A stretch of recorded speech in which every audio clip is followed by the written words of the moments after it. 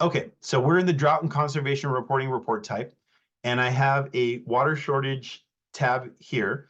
And this water shortage tab is intended to understand a water system's ability to provide water for their systems. And it's also talking about their resiliency and preparedness for a water shortage in the future. These typically can be SB 552 requirements, but they're also a monthly conservation reporting, and they're also part of our drought response initiatives. So you'll see these questions are pretty ubiquitous. All report types have the same water shortage tab, and they are asking basically the same questions. Some of them may look a little different, but they're roughly asking the same types of information. The first question is very important, that you don't mark yes for severe water shortage unless you have an inability to supply water to customers, you have a loss of pressure less than 5 psi in your distribution system, or some other threat to health and safety, such as relying on bottled, hauled, or contaminated water to meet your system demand. So this is not intended if you're just having a high amount of conservation, if you're just, noticing like, hey, we need to conserve, we need to cut off water, high conservation, especially for the larger systems, they think it's pretty drastic, but we actually have water systems that ran out of water, don't have water in the system. We have one system right now that has zero water flowing through their pipes. Even in a non-drought year, they have a severe water shortage or outage. The reason why we don't just call it water outage is because a severe water shortage also covers, hey, I have hauled water flowing through my system, so I'm not out of water. I have water, but that water is not an approved source of supply. It has not been permitted. It is not allowed long-term. It's only for emergency purposes. Now I'm using it permanently. So it's intended to capture emergency situations. Most people should mark no. If you mark yes, you should be in one of these conditions. If you mark yes, you can be subjected to more frequent monitoring. You'll have to report, instead of quarterly drought and conservation reporting, you'll have to report these monthly, 7 days after the end of the month. And additionally, you'll have to report weekly drought and conservation reporting. So weekly reporting and monthly reporting are more stringent than what's there now. And it is because you're in a water shortage situation. We consider this to be a drought emergency, a water outage emergency. So don't mark yes unless you do meet these requirements. If you mark no, we will ask you a follow-up question of when you think a severe water shortage may begin. Most folks will not have a date here. During the drought conditions, we have a lot of people putting dates, and it's just your best estimate of when you think a water shortage may begin. And what is a water shortage? Well, maybe you think that you're going to lose a source availability, whether that source is going to go dry on you, whether your contract is expected to expire, whether your consecutive connection is no longer able to give that source to you. Maybe your water rights are finishing for that source, or your curtailment is active for that source and you can't use it anymore.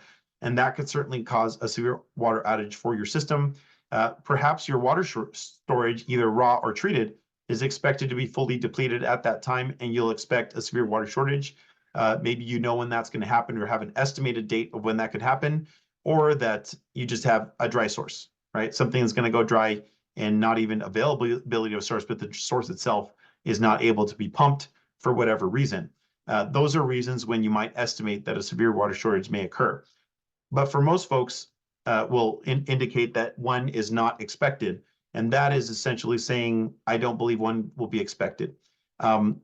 If you have entered a previous reporting period and you've entered answers for these, you can mark no change all, and the previous reporting period answer will be populated over into the next reporting period.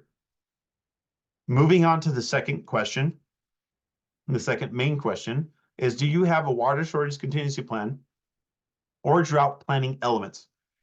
And this help tip is here to explain that urban water suppliers are required in their urban water management plan to have a water shortage contingency plan included in their urban water management plan with the 6 state required water shortage levels.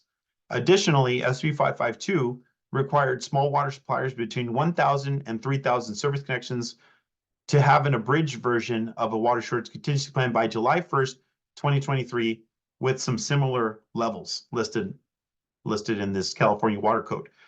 And small water suppliers serving less than 1,000 service connections, community water systems, and NTNC schools are required to add drought planning elements to its emergency notification or response plan.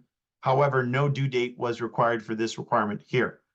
Now, I've done a preliminary estimate of these SB 552 systems, and about 18% of our systems have actually submitted. There's about 2,000 or so water systems, and only about 18% have actually submitted their water shortage contingency plan. This is something that probably will be publicized soon and posted on the web of who has not complied with this SB 552 requirement. So that is why this question is here, is because most everybody that is answering this report is required to have one of these three. So we have a yes or no question. Do you have it? Do you not? If you have it, we're asking you to provide, if there's a website link that has this information, and to upload the water shortage contingency plan if you have one available. If it's not available, we're hoping that if you have it, it is available, so you can upload it in the future, but you can still submit your report, but you can mark not available, it'll mark it yellow. The adoption date of the plan, so the date in which the latest water shortage contingency plan was adopted or revised, and that date can be entered here. It can be in the past. And the equivalent level percent source reduction that you have invoked. So what level of water shortage are you at? If you don't have water levels, you would select this option, or no shortage level invoked, or the different of the 6 water shortage levels. You can have less than 10, you can have greater than 50, or you can have these categories here. So whatever shortage level you've invoked for your system, you can enter there. And most folks at this point probably don't have shortage levels. Some folks have a basic level of water shortage that they just maintain at all times, and that certainly is a possibility.